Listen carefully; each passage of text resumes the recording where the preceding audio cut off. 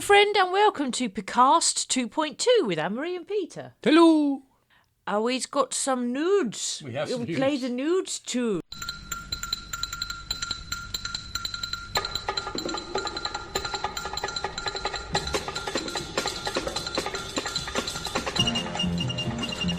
Yes, you haven't got that out for a long while, have we? Blimey, dust that off. So we have, bizarrely, for Strange New Worlds, Paul Wesley has been cast as someone called James T. Kirk. Obscure character, no doubt. But isn't he nearly 40 and Shatner was 35 when he was playing Kirk, and this is a younger Kirk, so this is about an actor who's roughly 10 years too old? I don't know, he doesn't look particularly old to me, I must admit. That doesn't bother me. It has to be said that Lama God reacted with a resigned sigh. I don't know if that was the choice of casting or just the fact that it's going to feature Kirk. There's lots of concern from various fan quarters that he shouldn't meet Pike until the latter has become a fleet captain, as per the menagerie, which we covered recently. I'm more keen that he should be the serious bookworm that Kirk is supposed to be at this point in time in the Prime Universe, rather than the partying, womanising Kirk from the JJ verse, which made no sense from continuity-wise. So we shall wait and see, really. Vaguely looks the part, in the same way as What's-His-Face vaguely looks like Spock. So, yeah. As somebody said, at least they're not doing what seems to be vogue at the moment, which is the computer-generating de-aging Shatner. Can you imagine? No, No. I don't want that. No, Tar. Yeah. I mean, I would hope he's not going to be a major part of it. Perhaps an episode or two at most. I still think it's having a mistake having Spock as a major part of it, but there we go. Can't avoid it if it's the Enterprise, so... Yeah. We also have... Previously on Star Trek Picard. We heard from B-Cycling on Twitter and Robert Moneypenny on Facebook that Hawking radiation is a real thing. Ooh. Or at least a real theoretical thing or something. Yeah, as in it wasn't a name that Star Trek made up. Mm-hmm. Hawking radiation is used in scientific terms now. Apparently. That's cool. Mm. And also, apparently, you were saying that, why is it not called 10 Forward, Guinan's Bar? Or apparently it's on Forward Avenue. Number 10 Andy Forward pointed Avenue. that out. Yeah, I don't know where it says that because I didn't spot it. But anyway, bit naff, but never mind. The latest episode we're covering is Penance. Caldecott, executed in the Ithian forests just outside the capital city, put up a hell of a fight.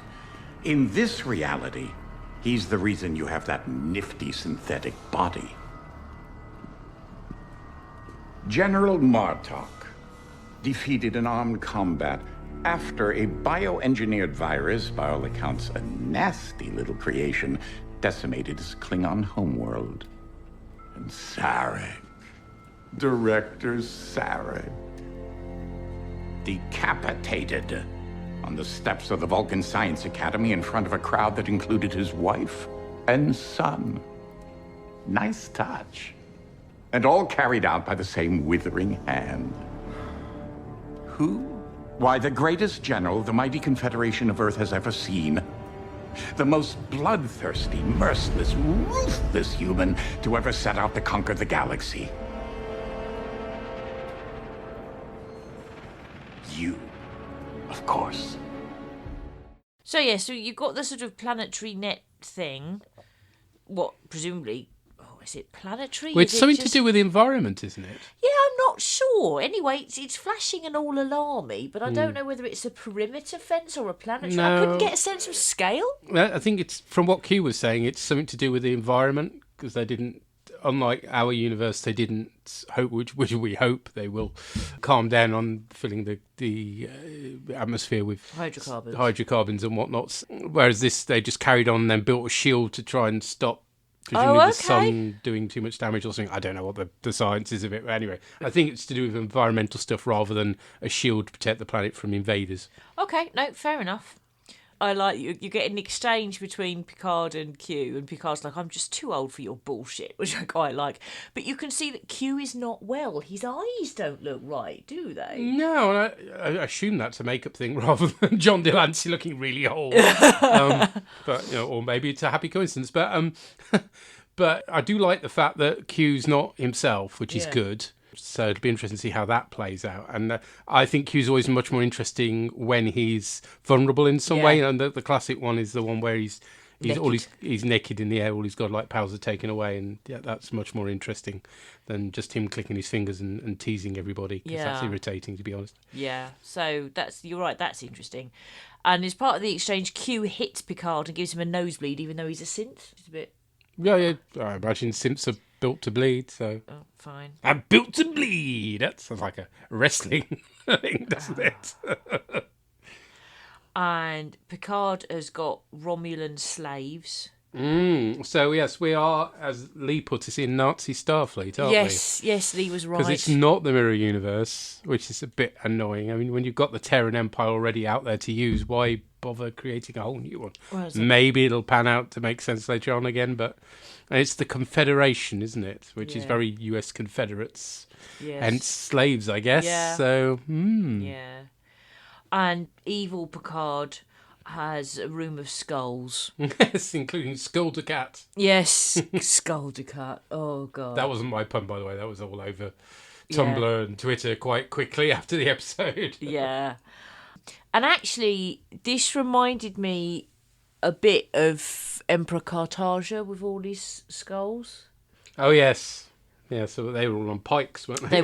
They were. And clearly this Picard is evil. But our Picard doesn't know who he is. And then you get a sort of announcement-y thing, which is a travesty of To Boldly Go. It says, I think it's a Hollow that's playing like an advert for whatever, Eradication Day. And he's there saying a safe galaxy is a human galaxy. Did the Tory party write this? Or Farage? Or Trump, yeah. Well, you can see where it's drawing from. Yeah. Again, it's kind of like, really, I kind of like Star Trek when it's escapism rather than... Yeah.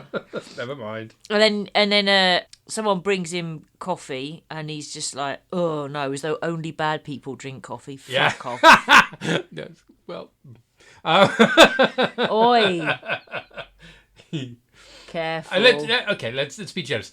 If he's expecting tea Earl Grey hot and he gets coffee, that's going to be your reaction. Because when you at the thing when you're expecting one taste and you get something that's really different, it's like what the. Blah, blah. So yeah, I think that's what's going on there.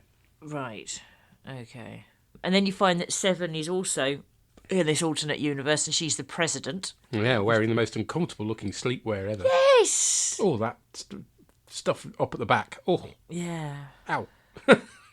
I can remember trying one of them once, and I got all wrong in the middle of the night, and I ended up with my tits stuck in that back thing. And it really hurt. It chafed, and it was all wrong. Well, I imagine all that tight tie-up stuff at the back must be really uncomfortable to lie on. No, I don't know. But anyway I'm not a great expert on sexy negligee, needless to say. So. No, clearly, neither am I, given that I managed to wear it all wrong in the middle of the night. But you know. In the middle of the night, I go walking in my sleep, from the mountains of fame to the river so deep. I must be looking. Wow, who was that? I don't know. It was something cheesy, I think. It was very cheesy. Oh dear. Yeah, so I've lost the plot now because I'm thinking about getting my tits stuck in the back of my negligee thing and it going wrong on a bad song. Yes, so she hasn't got the implants. She's just Annika, and she's married to the magistrate. It's the master. Ah! Mr. Magister, yes. Expect Demon Bok to appear. And Oh, it's Billy Joel, by the way. oh, You're wondering who was singing that. Oh dear. she's like, you know, what's going on here? This isn't right. So she's looking for someone to contact. You come across General Sisko, and there's been speculation as to whether Avery Brooks is going to appear. I don't think he's going to, but it was nice to have his name dropped. Yeah, anyway. it was, yeah. Good. But she finds Rios.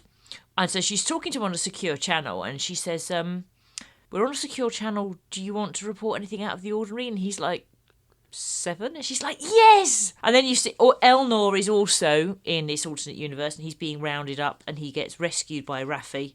Rios, for some reason, is in a fighting squad, but he's still in his ship, the La Serena, which is a freighter. It's all very confusing. Dave Blask now says that in the alternate universe, this is a F-17 patrol frigate, but it's a freighter, isn't it? Yeah. It's the same thing. So Yeah. that doesn't make any sense. It's that thing where parallel universes where they want to make everything the same because it saves money, obviously. Yeah, but it doesn't quite work, But it does doesn't work at all. No.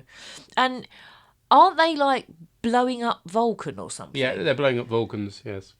And then you get Raffi sort of pretending that she's escorting this prisoner to the headquarters, and then Picard's like, and they get challenged. Picard's like, "There's my prisoner," whatever. So Agnes wakes up in a lab and she has a cat Clippy for a companion, which is quite cute. Yeah. He's voiced by Patton Oswalt. Oh, from Agents of Shed.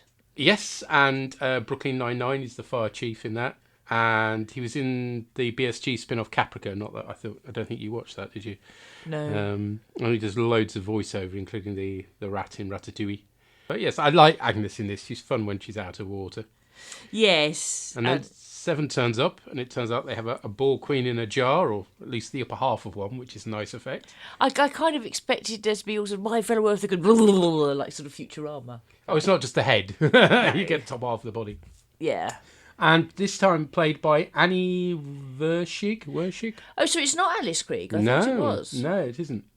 She was in an episode of Enterprise, but not as a Borg.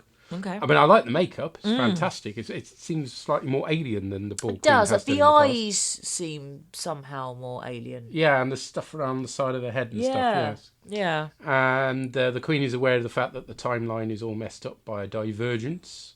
Picard turns up at the presidential HQ in time to get Raffi and Elnor off the hook, throwing his general's weight around to Pat Stew having fun in the role, it has to be said. They're reunited with Seven. Then they go and see Agnes, and Elnor gives a very sweet hug. Yeah. The Queen works out that the timeline was disturbed in Los Angeles in 2024. See, isn't that why people have speculated that Cisco is back? Because isn't that past tense in the homeless shelters? Yes, and I think we already had a picture from in the promo material that had Sanctuary District written on it. So I think we are going to be revisiting that.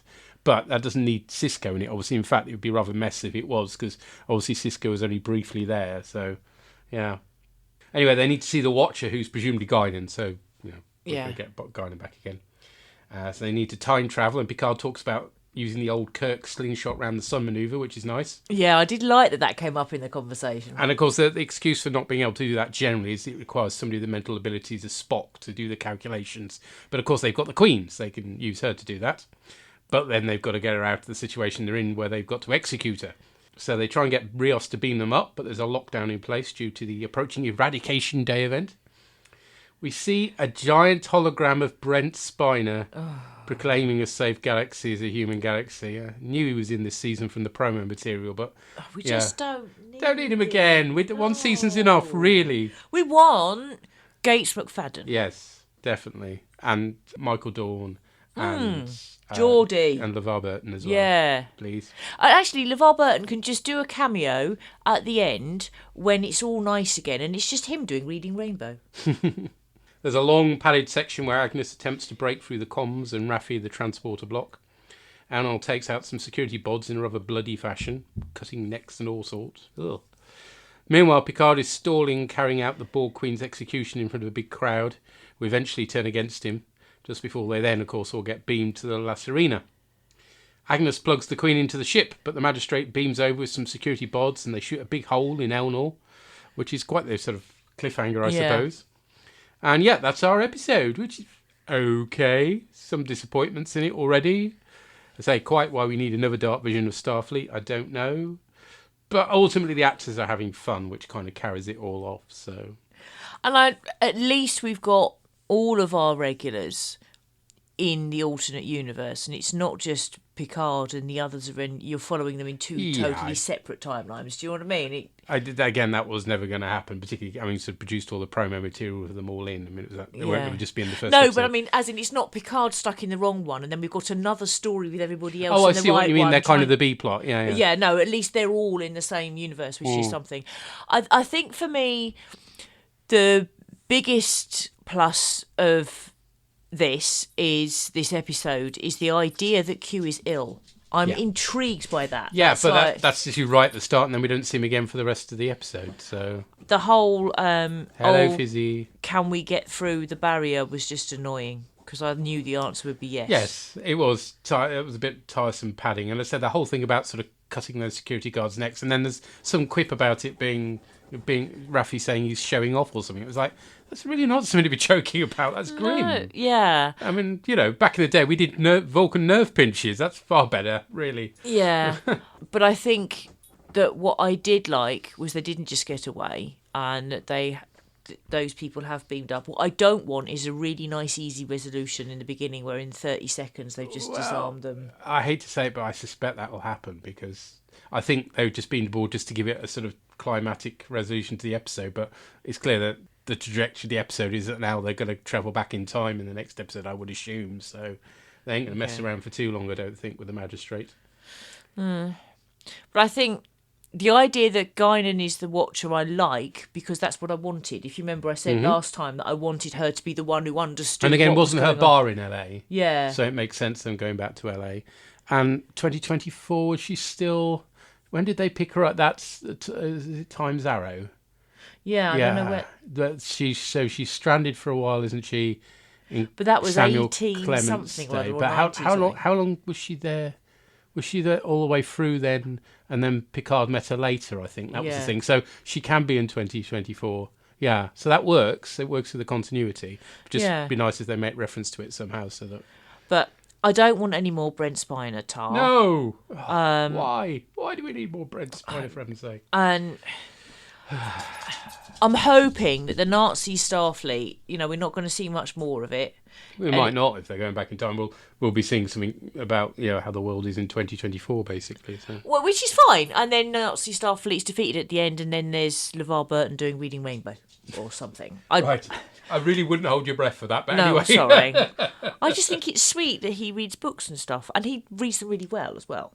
Like, think Jack Canori, but it's American. Do you know what I mean? Yes, I was trying to think, what the UK version of LeVar Burton is, because I only recently really found out about this Reading Rainbow stuff, which he's been doing for very many, long many, time. many years. So, yeah, who was the sort of person that we grew up with doing, sort of, I suppose, Brian Cant or somebody like that. Yeah, he did a lot of Jack Canori. And what's his face from A Good Life? Yeah, that dude. And I think he was in Doctor Who or Blake Seven. One or the other. That dude. Here. Richard Bryars. Oh, he was in Doctor Who, you're right, yes.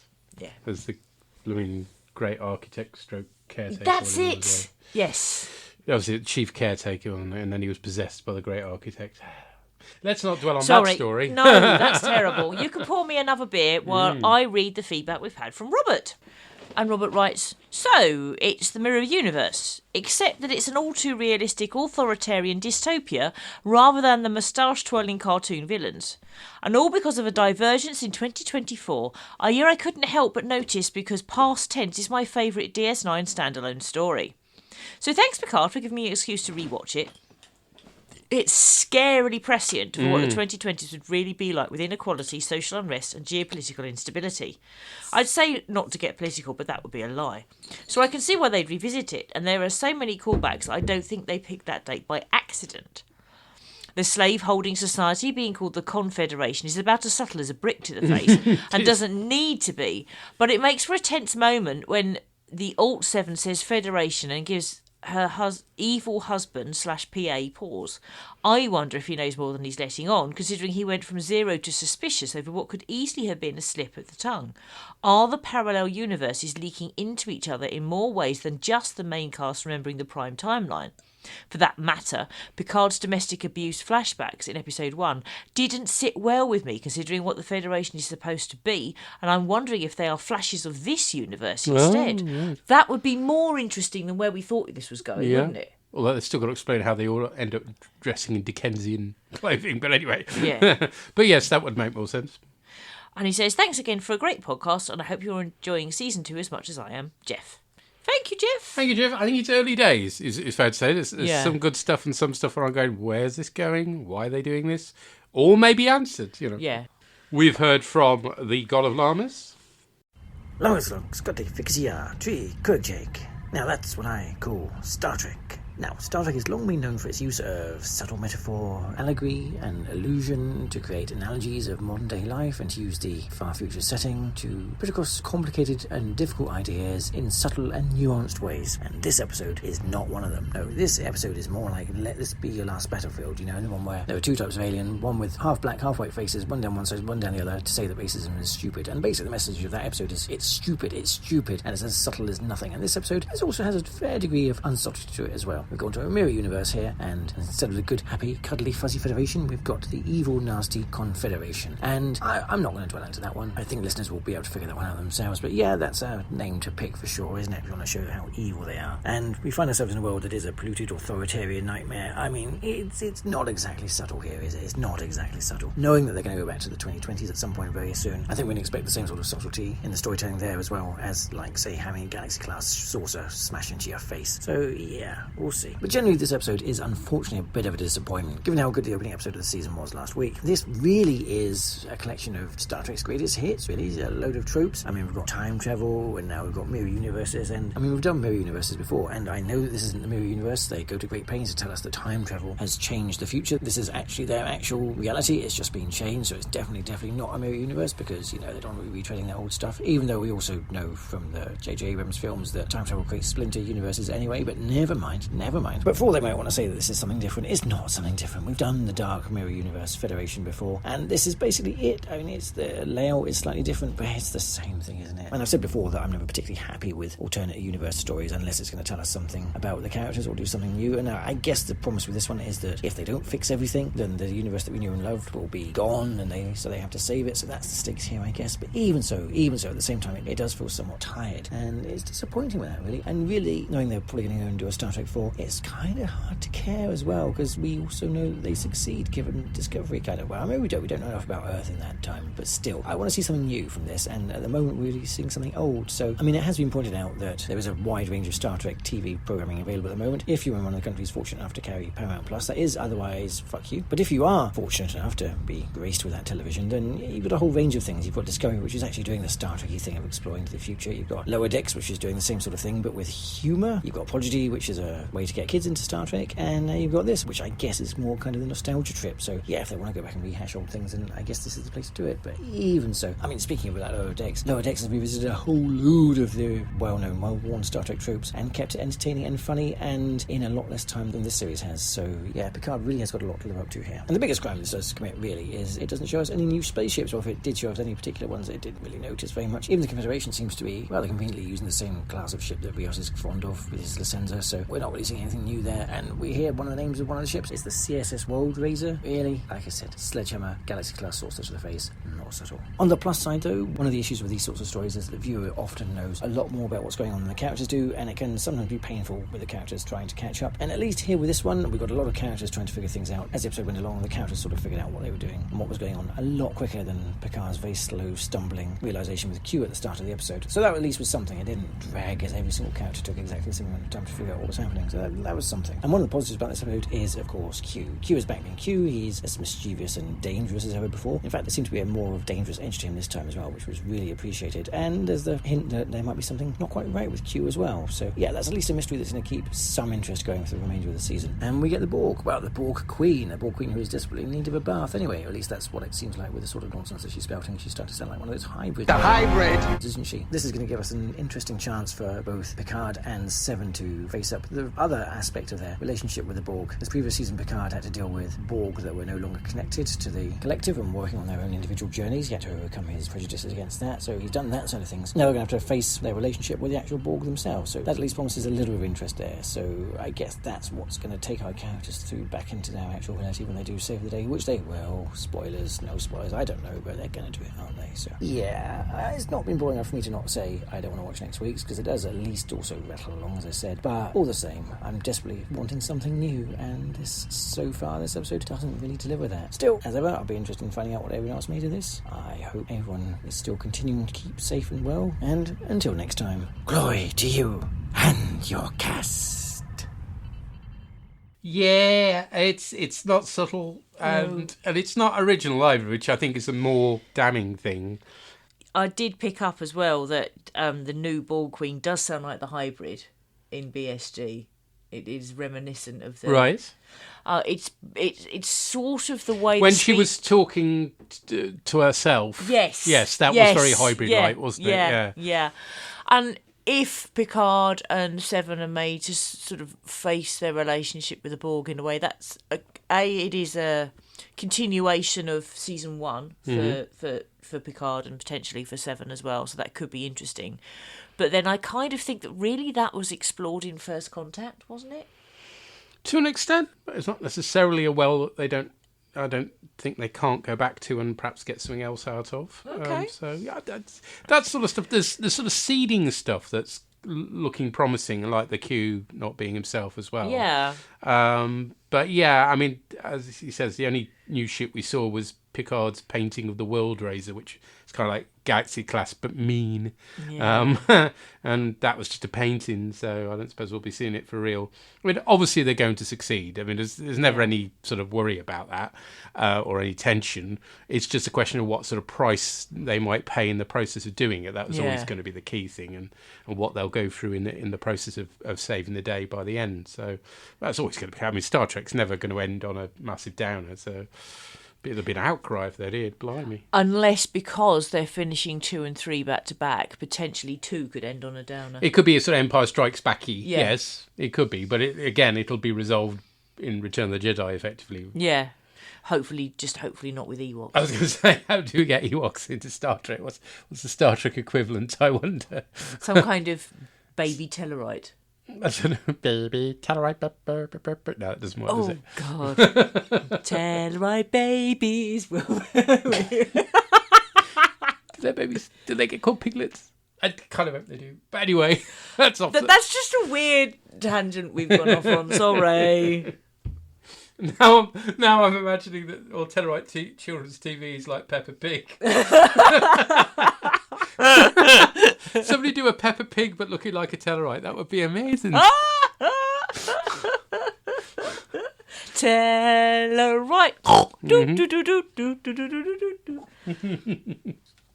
Right. Well, they do get to Peppa Pig abroad, so I don't think we have to explain that one at least. Purry. What did Purry make of this? Hello, Orgs. Purry here to talk about the Picard episode Penance. That's the second episode. So this follows straight on from the first one. We are running a big, long, continuous narrative here. And this is where we get to see the sort of evil confederation. Well, we always have some mucking about with Q first. I mean, Delancey's good. Actually, there is something maybe slightly unhinged about him, but the fact that he actually hits Picard is kind of weird. There does seem to be a bit more of the danger that you had with Q in Encounter at Farpoint, which kind of went in subsequent appearances as he became kind of this more fun character. So it's quite nice to see the dangerous part of him again that's back. Now, obviously, the bulk of this is an alternative universe. That said, it does still fall into the standard. It doesn't make sense of really. So something changed 400 years ago, 300 years ago, and but all these people still got born. For example, the idea being, if you had a different situation, if the world went a different way, would my parents have met? Would I be here, etc. A lot of people don't like that because it does hint at destiny and the like. But nonetheless, I actually quite like the Confederation. I read a comment online. Someone said that it's good because it's not the mirror universe. That's something they were obviously trying to avoid, to just bunk them into this mirror universe. It was slightly different. I think they were going for the concept of this is the Darker Earth timeline, where we didn't get better, where we didn't become. Now, you could argue the mirror universe is that, but as the comment online said, the mirror universe is comedically evil. It's the idea of everyone's wandering around doing the most evil thing possible all the time for all the evils, whereas this is more. Think of it more as a corrupt, basically Britain as it is, with some rich people in charge keeping the rest of the people down through their bread and circuses. And I thought they had depicted that quite well. The Borg Queen's execution bit, for example, had a lot of echoes of the trial scene from Encounter at Farpoint, with the jeering crowds and the red and black banners and that sort of thing. It really gave you a kind of post-apocalyptic thing for all that it was a big modern city, and I liked how they dropped everyone into different roles. Eleanor being like a rebel, and yes, Seven being the president, and Picard being a general. And actually, Patrick Stewart played quite well when he was standing there as a. Whenever he had to play into the General Picard role, he did it pretty well, I thought. And you did get the impression that our nice cuddly Picard could actually be this interplanetary space bastard. And yeah, I think the episode rolled along pretty well. It was exciting stuff. We had some interest. For all that we kind of, I think the problem is I do sort of see where this is going. It's like, right, they'll all remember that they're not belonging to that universe and they'll get together. But I think it dropped in enough to give us some surprises. The Borg Queen's a nice touch. And yeah, just overall, it was entertaining. What I do like is, from what I've seen in trailers and stuff, I'm hoping we don't spend too long in this universe. Yes, it's been interesting, and they've put a lot of work into it with uniforms, badges, that sort of thing. The Ninja Death Star comm badge was quite fun. But what I'm hoping is that we do get on with the plot, because fun as an evil universe is, I'm hoping this is just here to let us know what we're fighting for. We had a Federation that was on the road to recovery in episode 1, and then we get dumped into the sort of corrupt Confederation in episode 2, and I hope we're going to be rattling away from that so that it's setting up our stakes, really, and I'm quite enjoying that. So yeah, I'm interested to see where this goes. The plot is keeping me excited, and yeah, overall, I think some pretty top stuff. So all that remains for me to say is do keep up the good work. I always look forward to the podcast, and I'll hopefully feed back in the next episode. But until then, bye for now. Bye. Well, it's interesting that people suggesting that it's not the Mirror Universe because the Mirror Universe is fun and laughs, but it got that way in Deep Space Nine. Particularly, I'm thinking of the Ferengi one with Rom, but it didn't start that way. And it just seems to me. Well, it just seems redundant that you've already got this evil universe there anyway. Make use of it, rather than just creating yet another one, which, just seems odd. I mean, we know from Discovery that the Mirror Universe was nasty, don't we? Yeah. Oh, yeah, I mean, it wasn't played for laughs in Discovery either, was it? So, yeah. Odd decision, I think. But there we are. I mean, I did wonder, though, and you can't claim it's... they're doing it for new viewers, because let's face it, Picard doesn't work for new viewers anyway. No, it doesn't. But given that Picard is obviously about Picard, I did wonder whether this perhaps is... Bollocks, that's why I'm so disappointed. I thought it was about Geordie. I wondered whether you're supposed to be thinking of yesterday's Enterprise, which isn't a mirror universe, was it? It was an alternate universe that was caused by divergence. There's an interesting parallel there. And they were all sort of Nazi-ish and at war and stuff. Yeah, they were again, and they could have made some reference to that, but didn't. It would be nice if they had. How many parallel universes do you need? Yeah, but I just think that maybe they're deliberately thinking of that when they're writing this series. That they've made a point of bringing the character of Picard back, and that when you're watching this, you're supposed to be thinking of Next Gen. Which did they do a mirror universe in Next Gen? No, they didn't. No, it was parallel universes, right? But never the mirror universe, because the comics, they did a run of comics that were, but not the actual TV show. Right, so you're not supposed to be thinking of a mirror universe if you're thinking of Next Gen. You're supposed to be thinking of yesterday's Enterprise in a parallel universe. Uh-huh. That's my thinking. I could be wrong, but that's my thinking on this. But Pari seemed to like it more than we did. Yes, I think that's fair to say, and more than most of the folk have as well. So, yeah, there's plenty of interesting stuff in there. It's just a question of whether they make anything of it, I think. Yeah. Cool. Well, thank you to everybody who has fed back, and do feel free to do so at any point. And we'll catch you next time. Cheery bye. Bye.